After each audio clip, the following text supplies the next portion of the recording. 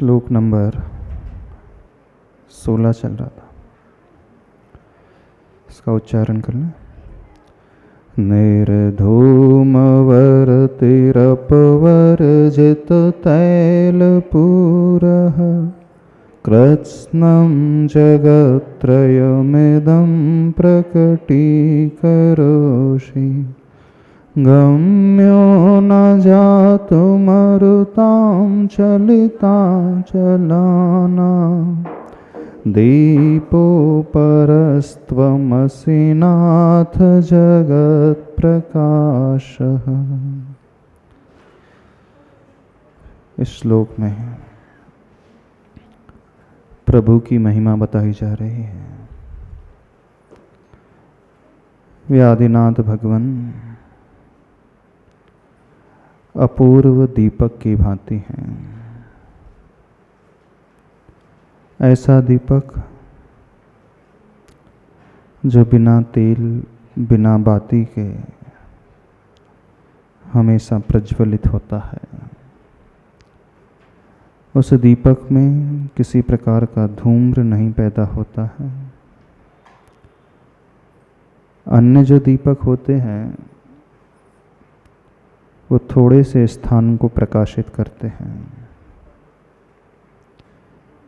लेकिन एक दीपक ऐसा है सारे लोक को प्रकाशित करता है। रेंज बहुत बड़ी है प्रकाश प्रदान करने की, बहुत बड़ी रेंज है। सूर्य भी जो है पृथ्वी लोक में प्रकाश प्रदान करता है, लेकिन सूर्य की रेंज बहुत छोटी है।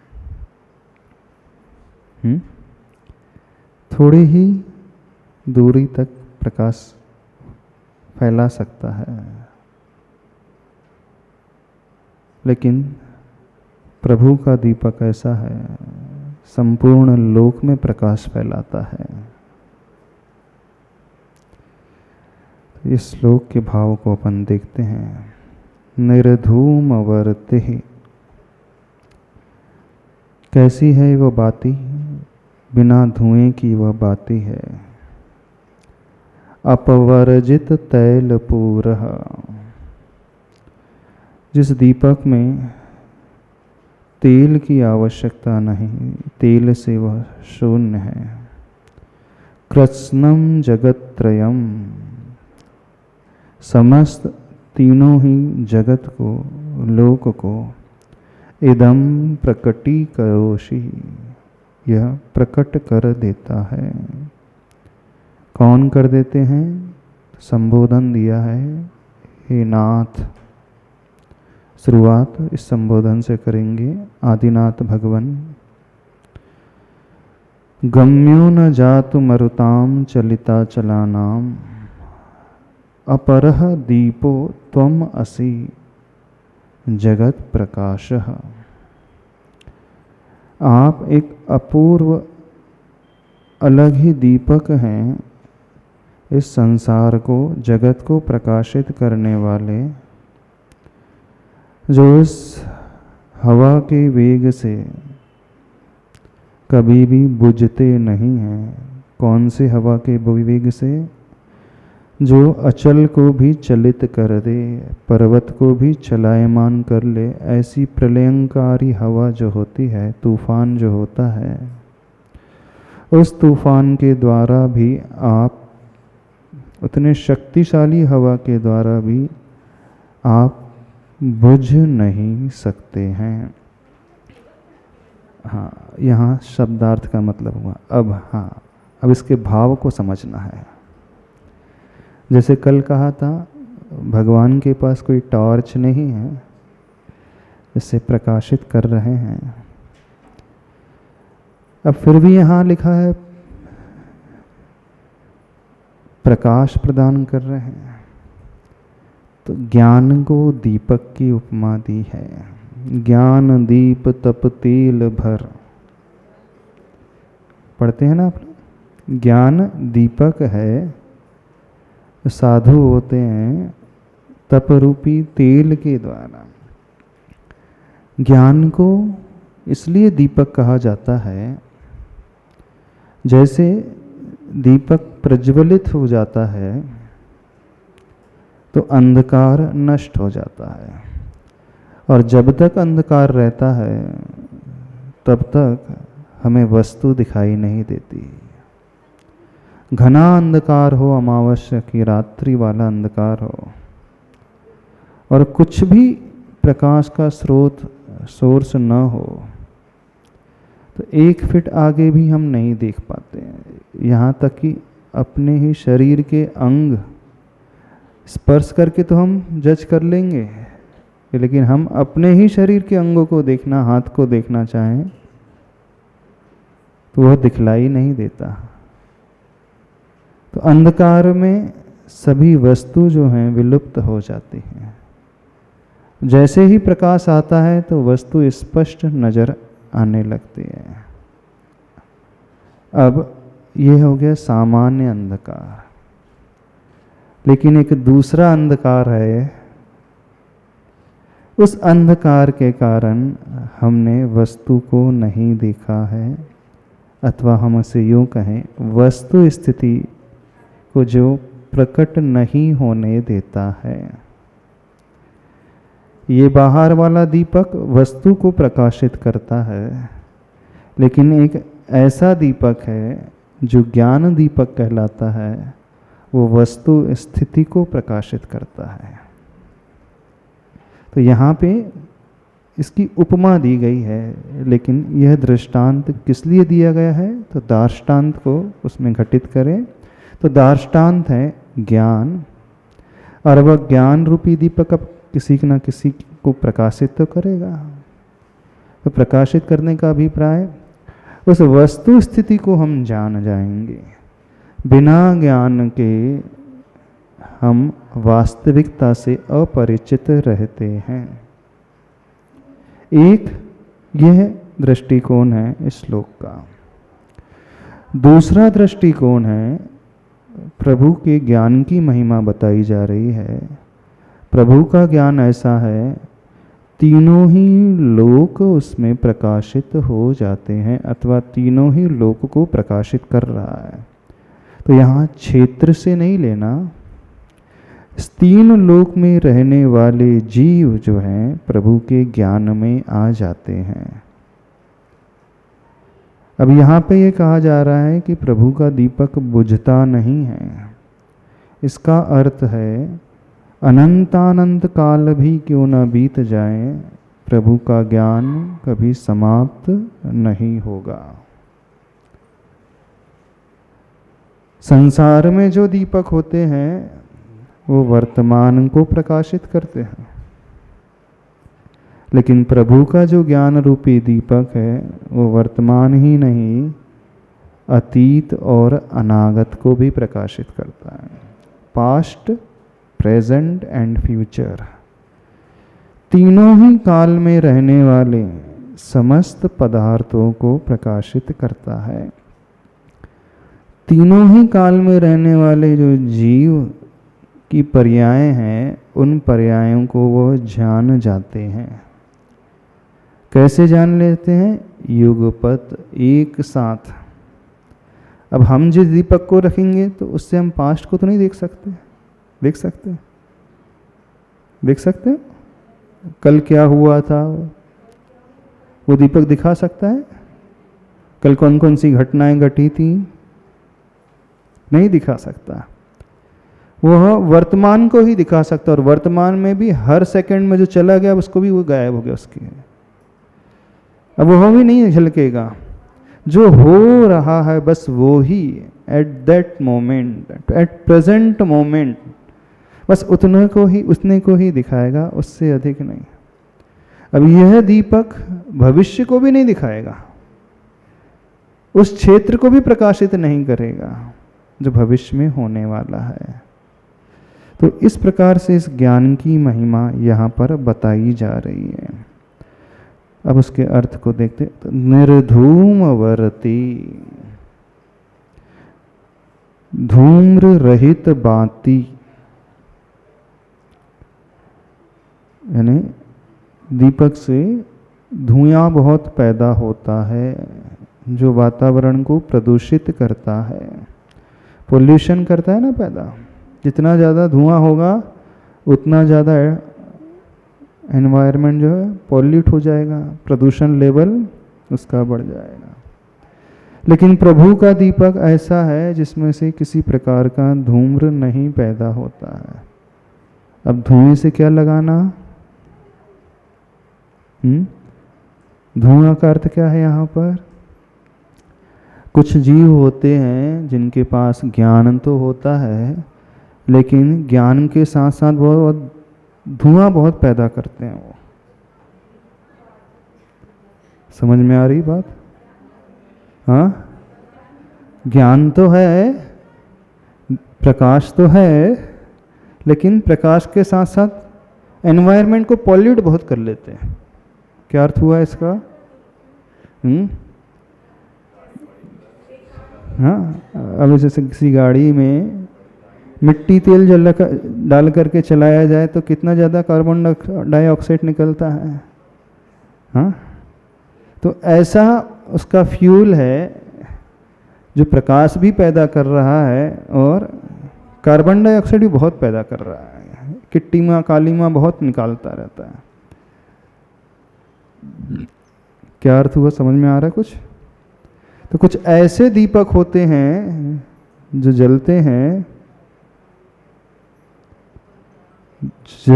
और कषाय रूपी धुआं बहुत पैदा करते हैं। बातें तो अच्छी करेंगे, लेकिन क्रोध रूपी धुआं जो है, 4 कैटेगरी वाला धुआं पैदा होता है। क्रोध रूपी धुआं एकदम ब्लैकिश, वो निकलते रहता है। ज्ञान के साथ साथ वो बड़े गुस्सैल होते हैं ना। शास्त्रीय ज्ञान है, पढ़ लिख लिया है, उस ज्ञान के माध्यम से वो जान रहे हैं। यानी जैसे दीपक प्रकाश फैलाता है, ऐसे ही ज्ञान रूपी लौ के माध्यम से वह सबको जान रहे हैं, वस्तु को जान रहे हैं, वस्तु स्थिति को भी जान रहे हैं, लेकिन साथ में बहुत ज़्यादा कषाय रूपी धुआं पैदा करते रहते हैं कि नहीं? यदि दीपक में आप मिट्टी तेल डाल के जलाओ तो क्या होगा? ऊपर जहाँ तक लौ नहीं भी जा रही तो पूरा ऊपर काला काला हो जाएगा। हो जाता है कि नहीं? सिर्फ धुआं ही नहीं निकलता है, दुर्गंधी भी निकलती है, दुर्गंधी भी आती है। तो कुछ लोगों का ज्ञान जो है बहुत ज़्यादा कषाय से भरा हुआ, बहुत ज़्यादा लोभ वृत्ति से सहित ज्ञान, मानो वो ज्ञान को बेच रहे हों अपने स्वार्थ के लिए, है ना। ज्ञान का व्यापार आदि करने लगते हैं। कुछ है मायाचारी से भर कर के ज्ञान का प्रयोग करते हैं, और कुछ है अहम रूपी धुएं को पैदा करके ज्ञान का प्रयोग करते हैं। बहुत ज़्यादा मान कषाय से भरे हुए होते हैं, तो ऐसे धुएं सहित वो जलते हैं। क्या बात कही जा रही है? अब ज्ञान भी हो, गुण भी है, लेकिन गुण के साथ साथ व्यक्ति को मद ना आए, अभिमान न आए। बड़ा कठिन, सरल है। हाँ, अब थोड़ी क्वालिटीज आ गई है प्रकाशित करने की, तो वो क्या चाहने लगता है? भैया हमें रिस्पेक्ट तो दिया जाना चाहिए, आगे आगे स्थान दिया जाना चाहिए, हमारा नाम तो बुलवाना ही चाहिए। नहीं होता। और कोई उन्हें प्रॉपर रिस्पेक्ट ना दे तो क्या हो जाता है? हाँ, क्रोधित होने लगते हैं, चिल्लाने लगते हैं। समझ में आ रही है बात? नहीं आ रही? हाँ, माइक से बोलना। क्या है? हाँ, क्रोध रूपी धुआं, और एकदम काला काला धुआं। तो जैसे धुआं उस परिसर को दूषित कर देता है, ऐसे ही वो व्यक्ति वहां बैठ करके सभा को दूषित कर देता है। कषाय सहित ज्ञान तो अज्ञान की श्रेणी में नहीं आएगा? कषाय सहित ज्ञान अज्ञान की, हाँ वो तो है, अज्ञान की श्रेणी में है ही, पर कहने में तो आएगा कि दीपक तो जल रहा है, प्रकाश तो फैल रहा है। भले ही कषाय सहित वो व्यक्ति है, लेकिन वो समझाएगा तो यही कि नमोकार मंत्र होता है, उसमें 5 पद होते हैं, 35 अक्षर होते हैं, अरिहंत परमेष्टि हैं, 46 मूल गुणधारी हैं, अरिहंत भगवान की पूजा करना चाहिए, भगवान की पूजा से ऐसा ऐसा लाभ होता है। सही से उपदेश देता है कि नहीं? वो सही से उपदेश दे रहा है, तो ज्ञान का वो प्रयोग तो कर रहा है, बता भी रहा है, लेकिन उसके साथ साथ साइड इफेक्ट्स बहुत चल रहे उसके। कषाय के भाव बहुत भरे हुए हैं, नहीं भरे हुए, पर प्रभु का ज्ञान यानी प्रभु का जो प्रकाश है वो कैसा है? निर्धूमवर्ती, धूम्र रहित बाती है, कोई स्वार्थ नहीं है, धूम रहित है, कोई अभिमान नहीं है, ये भाव नहीं है कि देखो मुझे सब कुछ ज्ञात हो चुका है। तीनों ही लोग हमारे ज्ञान में झलक रहे हैं, इतना बड़ा ज्ञान तो अभी तक हुआ ही नहीं है, जीवन में पहली बार हुआ है, और वो भी ऐसा ज्ञान जो भूत भविष्य वर्तमान तीनों को बता रहा है। क्वालिटी आने के पश्चात व्यक्ति को थोड़ा सा आने सा लगता है, अभिमान जैसा नहीं आने लगता, आने लगता है ना, तो वो उतना ही धुआं पैदा कर रहा है। अब भगवान का ज्ञान एकदम एक्सट्रीम में पहुंच गया है, उसके आगे अब कुछ भी नहीं, लेकिन इतना होते हुए भी बिना धुएं वाला, निर्धूम वर्ती ही, निर्धूम बाती है उसकी, किसी प्रकार का थोड़ा सा भी धुआं पैदा नहीं कर रही है। एक अगरबत्ती होती, कछुआ छाप अगरबत्ती होती है ना, वो धुआं ही धुआं पैदा करते रहती है। हाँ, चारों तरफ धुआं ही धुआं, ऐसा धुआं कि वो जीव ही मर जाते हैं, होती है ना। तो कुछ लोग हैं तो धुआं ही धुआं पैदा करते रहते हैं, धुआं के अलावा कुछ पैदा ही नहीं करते। हाँ, लेकिन एक धुआं होता है अगरबत्ती वाला, अच्छा भी धुआं होता है जो सेंटेड होता है। हाँ हाँ, उस सेंटेड धुएं में भी होती तो बेचैनी ही है, सहजता का अभाव हो जाता है। जो स्वस्थ वातावरण होना चाहिए वो स्वस्थ वातावरण नहीं होता है। तो इस प्रकार के लोग होते हैं संसार में, इस प्रकार के ज्ञानी लोग होते हैं संसार में, जो इस प्रकार के धुएं को पैदा करके जलते हैं। जलते हैं ना, जलने का क्या अर्थ हुआ? जलते हैं मतलब एक जलने का अर्थ है प्रकाश फैलाना, और एक जलने का अर्थ होता है जेलसी, ईर्ष्या वाला भाव। ज्ञान तो है लेकिन वह स्वयं को भी जला रहा और पर को भी जला रहा है। दीपक की लौ प्रकाश भी फैलाती है और जलाती भी है, नुकसान भी पहुंचा देती है। तो स्वयं के लिए भी नुकसान और पर के लिए भी नुकसान पैदा करते हैं। जलते तो हैं लेकिन इस प्रकार जलते हैं। गाड़ी निकलती, ट्रक उसके पीछे लिखा रहता है जलो लेकिन दीपक की तरह जलो, ऐसे लिखा रहता है ना, जलो मगर दिए की तरह जलो। तो उसमें जलने के दो अर्थ हो गए। वो दिया जलता है लेकिन प्रकाश पैदा करता है, और आप लोग जलते हो तो क्या होता है? क्या होता है? जलते हो कि नहीं जलते हो? जलते थे। क्या कम जलना सीख लिया? जलन कम होने लगी अब? पहले ज्यादा जलन होती थी, अब जलन कम होने लगी।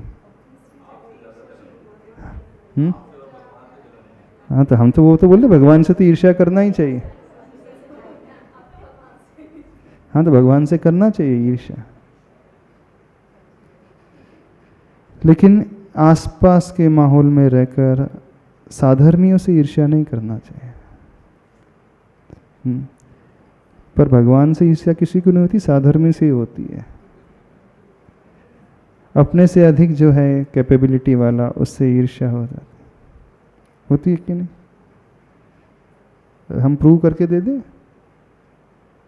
आपने बहुत अच्छा सवेरे से भोजन बनाया है, 6 बजे से लगे हैं, 11 बजे तक बनाए रहे, खूब सारी अच्छी अच्छी डिशेस बनाई हैं, और आपने थाली परोस दी पर श्रीमान जी को, और वो कुछ भी ना कम कहें। नहीं, बहुत अच्छा फेस्टिवल के दिन का हम कह रहे हैं, जिसमें आप सवेरे 6 बजे से लगे हैं और खूब मेहनत करके, डेली वाला भोजन नहीं, कुछ एक्स्ट्रा ऑर्डिनरी वाला। जब घर में गेस्ट आए हों, बाहर से सारे के सारे लोग आए हैं, और आपने 6 घंटे लगातार खूब मेहनत की, अथवा जो गेस्ट आया, कोई भी आया, घर के मेंबर है, एक भी बात ना कहें। हाँ, वो तो सामान्य की बात में नहीं कर रहे हैं, डेली वाले में नहीं, स्पेशल ओकेजन की हम बात कर रहे हैं, और जिसमें आपने बहुत ज़्यादा एक्स्ट्रा एफर्ट किया है, दिया है, बहुत ज़्यादा एक्स्ट्रा, रोज के कंपैरिजन में बहुत ज़्यादा मेहनत की है। हाँ, और सारे के सारे लोग बढ़िया खा पी करके चले जाएं, और आपसे कुछ भी ना कहें, एक शब्द भी ना कहें उस भोजन के बारे में, क्या लगेगा? क्या भाव आएगा? नॉर्मल रहोगे? नहीं, नॉर्मल रहोगे? नहीं, नॉर्मल तो नहीं रह जाता है। नहीं, कहीं ना कहीं ये अपेक्षा तो रहती है सुनने की, थोड़ी सी प्रशंसा होनी चाहिए, इतनी मेहनत की है, इतना तो, और कुछ नहीं चाहते, सिर्फ एक शब्द ही तो चाहते हैं, इतना तो डिजर्व करते हो। आपका मन क्या बोलता है? इतना तो हम डिजर्व करते हैं। सामने वाला कह दे, अच्छा जब कह देता है सपोज, तो क्या होता है? कहने के बाद क्या होता है?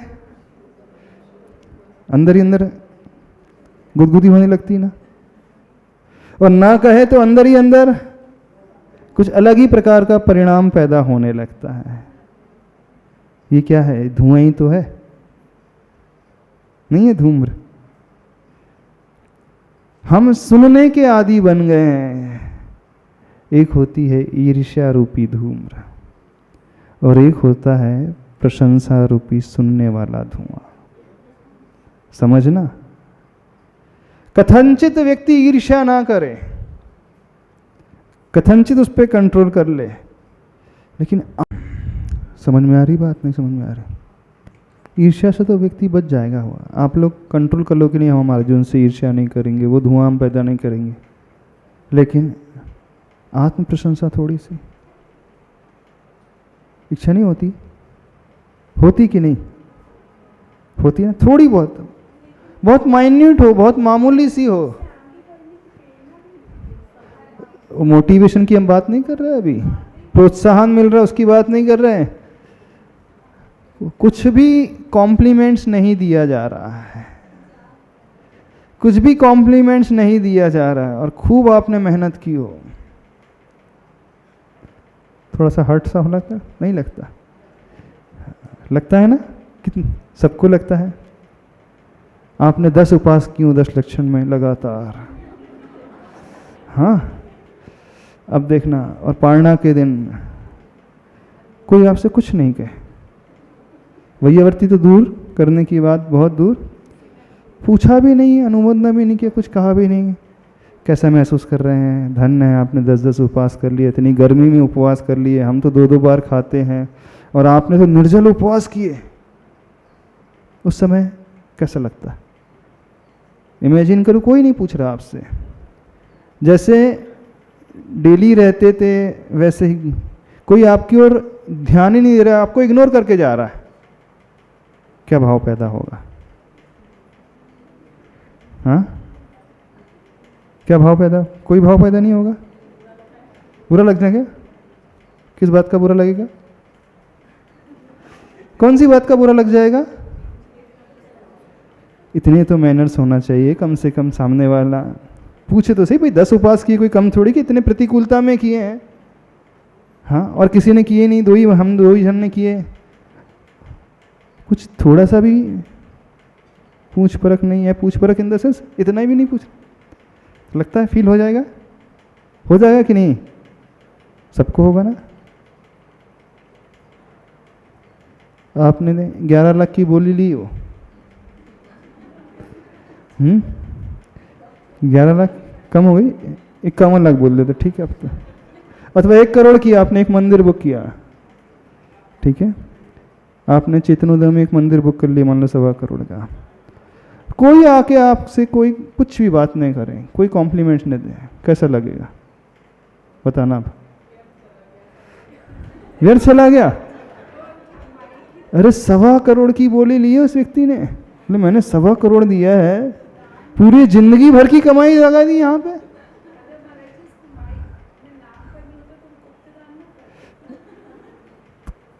क्या फीलिंग आती है? थोड़ा सा लगने लगता है कि नहीं लगता? बहुत लगता है कि नहीं? थोड़ा क्या ज़्यादा ही लगने लगता है? ये जो थोड़ा जो लग रहा है, ज़्यादा लग रहा है, सब धुएं की श्रेणी आ रही है, हम ये बता रहे हैं। धुएं कई प्रकार के होते हैं। ज्ञान तो है, पता सब कुछ है कि देखो आत्म कल्याण के लिए ध्यान देना चाहिए, मोह के लिए दान देना चाहिए, मोह के त्याग के लिए दान देना चाहिए। हमने जो तपस्या की है, 10-10 उपवास किए आत्म कल्याण के लिए, ज्ञान तो सब है, लेकिन वो धुआं छोड़ते हुए दीपक जल रहा है। नहीं समझ में आ रहा? ऐसा नहीं ज्ञान नहीं है, प्रकाश तो आ रहा है उसमें से, प्रकाश तो पैदा हो रहा है उस दीपक से, लेकिन प्रकाश के साथ साथ कालीमा भी बहुत पैदा हो रही, धुआं भी बहुत काला काला पैदा होने लगा है। हो रहा है कि नहीं? नहीं। तो भगवान का ज्ञान ऐसा नहीं होता है। भगवान को कोई अपेक्षा नहीं, सब कुछ जान रहे हैं निरपेक्ष होकर के, लेकिन संसारी प्राणी को कहीं ना कहीं एक्सपेक्टेशन आ ही जाती है, आ जाती है ना एक्सपेक्टेशन, अपेक्षा पैदा हो जाती है। मेरे दान के बारे में कुछ तो बोला जाना चाहिए, मेरी तपस्या के बारे में कुछ तो कहा जाना चाहिए।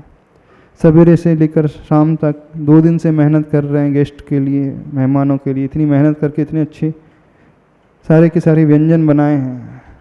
घर का कोई व्यक्ति कुछ भी ना कहे, गेस्ट ठीक है, अब गेस्ट चले गए, कम से कम घर के ही लोग कह देते कि आज तो बहुत अच्छी चीज़ बनी है। कहीं ना कहीं मन जो है कुछ सुनने की अपेक्षा तो रखता है, रखता नहीं रखता? कौन है ऐसा जिसे कोई भी अपेक्षा नहीं होती किसी से? चाहे दान की बात हो, चाहे अच्छे सेवा के भाव आ, आपने किसी की वैयावृत्ति कर दी मान लीजिए, और वो आपसे थैंक्स भी ना कहे,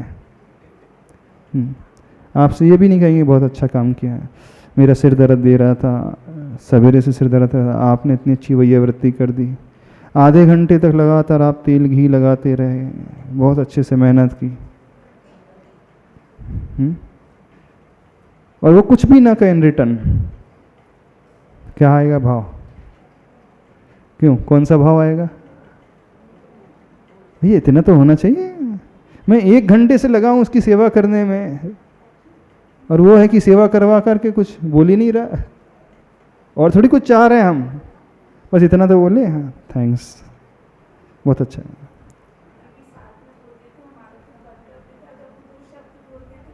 अच्छा ये भी बोल लेते, हमारा तो कर्तव्य था, लेकिन वो 2 शब्द बोल ले तो क्यों गरीब हो जाते, ऐसा क्या चला जाता है उनका?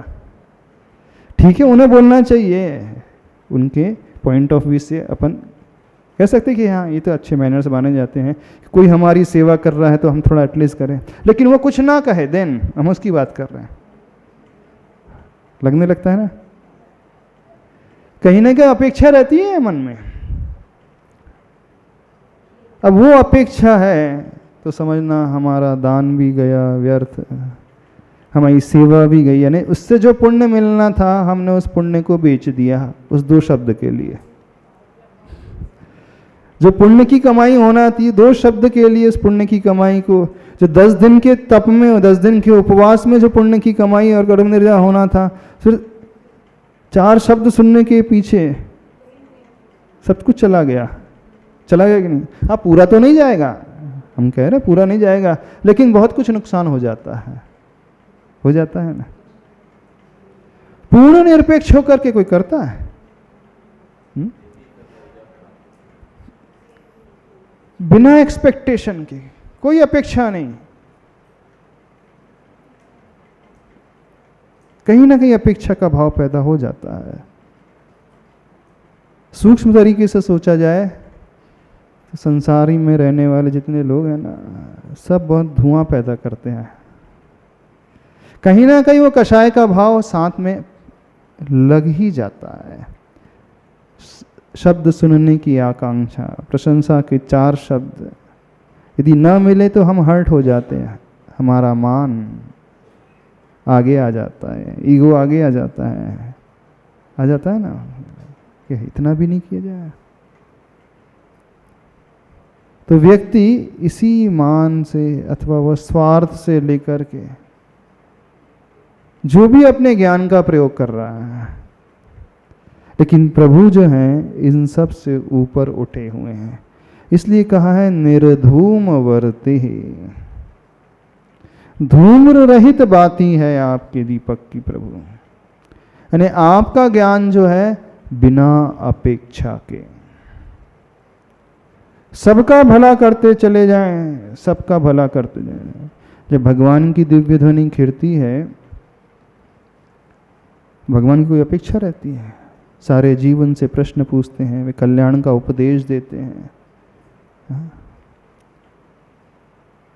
जैसे वह शिल्पी ढोलक बजाता है रत्नकर्णस्राव का में, मूर्जह किम अपेक्षते, वह ढोलक कोई अपेक्षा नहीं रखता है, वो ध्वनि तो पैदा कर रहा है, कोई अपेक्षा नहीं। तो प्रभु का ज्ञान, प्रभु की दिव्य ध्वनि, प्रभु का जगत कल्याण का जो कार्य है, अपेक्षा से रहित होता है।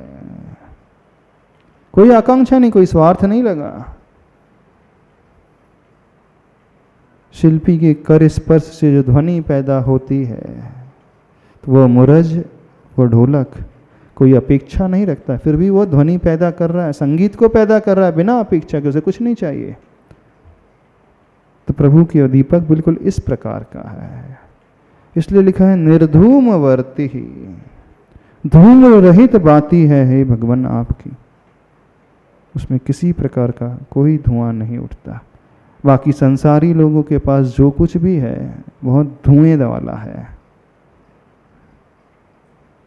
धुएं से रहित अपने दीपक की बात ही नहीं होती है। हाँ, किसी का धुआं ज़्यादा रहता है, किसी का कम रहता है, ये बात अलग है। कुछ जो दीपक है बहुत धुआं पैदा करते हैं, कुछ कम मात्रा में धुआं पैदा करते हैं। तो भगवान की विशेषता बताई जा रही है। ऐसा सब कुछ आपके पास है, फिर भी कोई अपेक्षा नहीं। सबसे बड़ी साधना होती है। सब कुछ देकर के भी कोई अंदर से भाव नहीं कि इसके बदले में मुझे मिल जाए। और जिसने यह सीख लिया, समझना उसने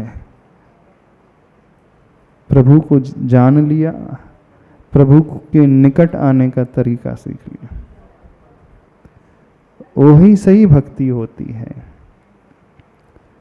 सही भक्ति यही होती है, निरपेक्ष भाव से, अपेक्षा से सहित नहीं। सापेक्ष भक्ति तो व्यापार है, लेन देन है, अलग अलग प्रकार का लेन देन होता है। कहीं वस्तु का होता है, कहीं रुपया पैसे का होता है, कहीं इस गारंटी का कि भविष्य में आप ध्यान रख लेना। जब आप मान लो किसी की वैयावृत्ति सेवा कर रहे हो, ये भाव आ जाता है ना, देखो हम इसकी कर रहे हैं, कल जब हमारे जीवन में परेशानी आएगी तो भैया तब संभाल लेना। मान लीजिए आप रोज सेवा कर रहे हो, आप स्वस्थ हो, और जब आप बीमार पड़ते हैं 1-2 साल बाद और वो पूछने नहीं आए, तो क्या भाव आएगा? आपने खूब सेवा की उसकी जब वो बीमार था, उस समय आपके मन में कोई अपेक्षा नहीं थी, आप क्या कह रहे थे, नहीं हम तो निरपेक्ष भाव से सेवा कर रहे हैं।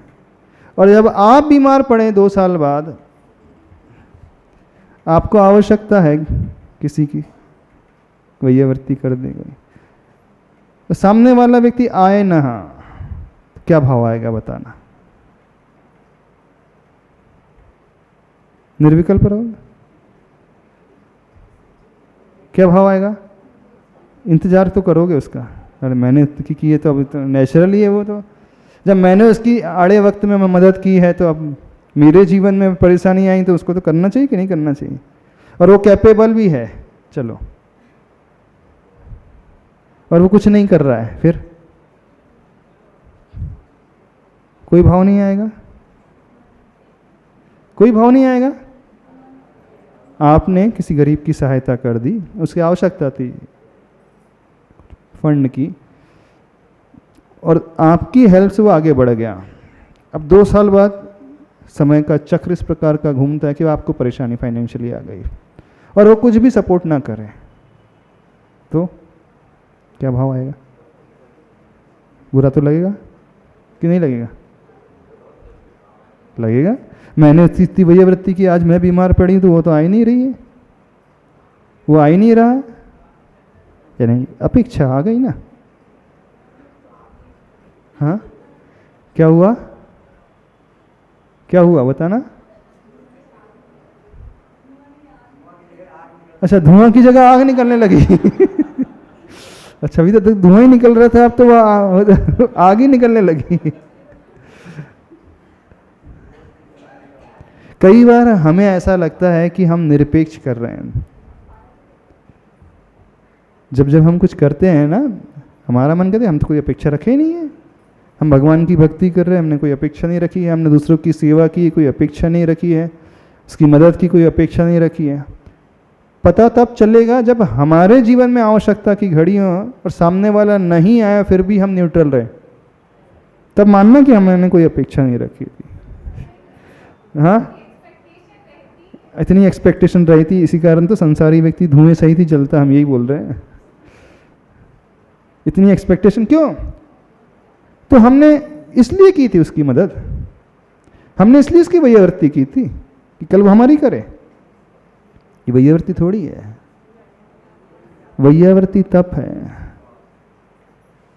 वैयावृत्ति और वैयावृत्ति तप में जमीन आसमान का अंतर है। तप वह कहलाएगा जब पूर्ण निरपेक्ष भाव, बाकी सब वैयावृत्ति कहलाएगी।